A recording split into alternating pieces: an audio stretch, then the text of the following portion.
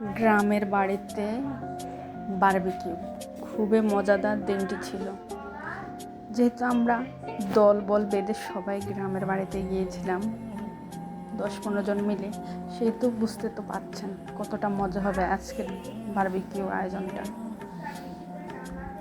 এটা রাতের আয়োজনে ছিল। এখানে মুরগির পিসগুলো ছোট ছোট করে কেটে এর সাথে আমি বানানো লবণ আর মরিচের গুঁড়ো দিয়ে আর একটু পানি দিয়ে মিক্স করে মুরগির মাংস মেখে নিলাম। এরপরে বাকি মশলাগুলো টক দিয়ে মিক্স করে আবার মুরগির মাংস মেখে ফ্রিজে রেখে দিলাম। যেহেতু এটা সকালে ছিল, রাতে করব বারবিকিউ, তাই সকালে ম্যারিনেট করে ফ্রিজে রেখেছি। এতে মশলাগুলো মাংসের গায়ে ভালোভাবে লেগে যাবে। এখানে এক একজন এক এক কাজ করছে। আমি এখানে মাখার দায়িত্ব নিলাম, আর অনেকে রাতে পরোটা বাজবে, এর সাথে রায়তা ছিল, আর ছেলেরা এখানে বারবিকিউ তৈরি করবে। খুবই মজাদার ছিল, ঠান্ডা ঠান্ডা ওয়েদারে খুবই